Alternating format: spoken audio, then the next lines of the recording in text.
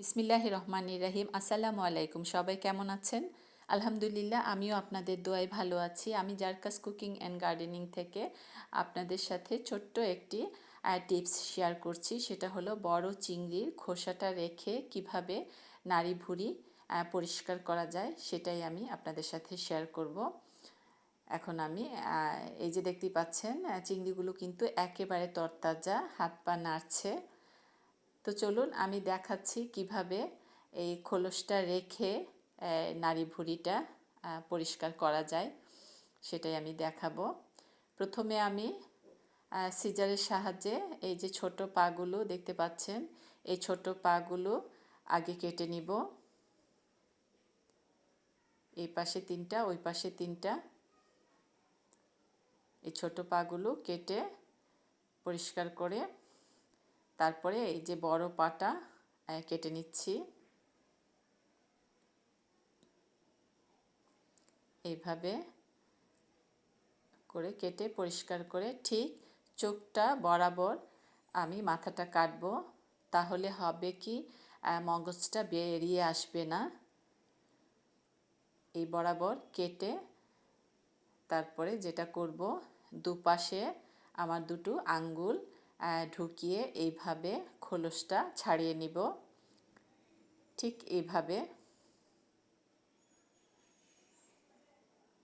এইভাবে খোলসটা ছাড়িয়ে নিব। তারপর এই যে ময়লা থলিটা, এটা এইভাবে বের করে নিব। এখানে পাতলা একটা পর্দার মতো থাকে, এটা কাঁচি দিয়ে কেটে তারপরে টান দিলেই এই থলিটা বের হয়ে আসে। এটা কিন্তু সম্পূর্ণটাই ময়লা। এই যে এইভাবে এটা বের করে নিব। এই যে পুরোটাই চলে আসছে। এবার যেটা করব, আমি খোলসটা রেখে কিভাবে নাড়ি ভুঁড়িটা বের করব সেটাই দেখাচ্ছি। আমি একটুখানি এখান থেকে ছাড়িয়ে নিচ্ছি খোলসটা এইভাবে করে। তারপরে ঠিক আমি এই মাছ বরাবর যতটুকু খোসাটা ছাড়িয়ে নিয়েছি এতটুকুই কেটে নিব। এভাবে এই যে ভিতরে দেখা যাচ্ছে নাড়ি ভুঁড়িটা।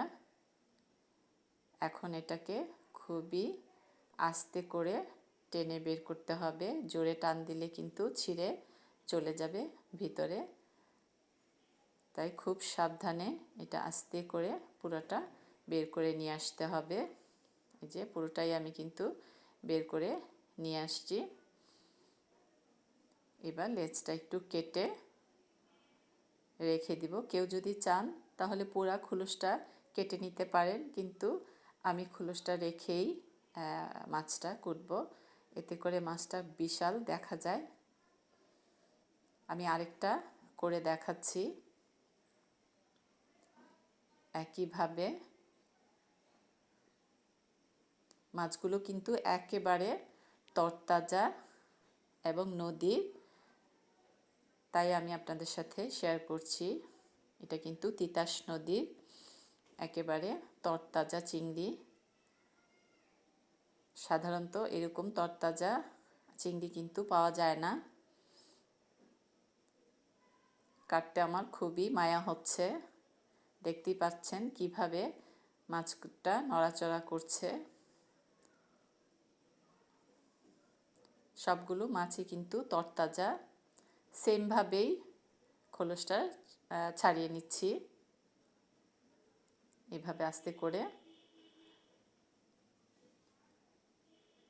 চিংড়ির উপরে একটা পাতলা পর্দা থাকে, এটাকে রেখে দিতে হবে, না হয় এই মগজটা বেরিয়ে আসবে।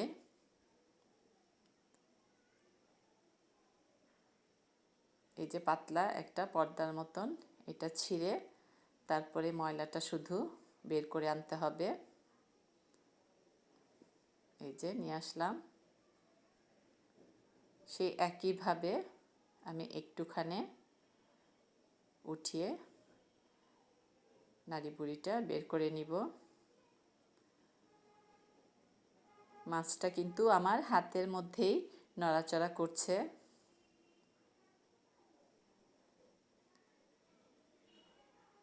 এইভাবে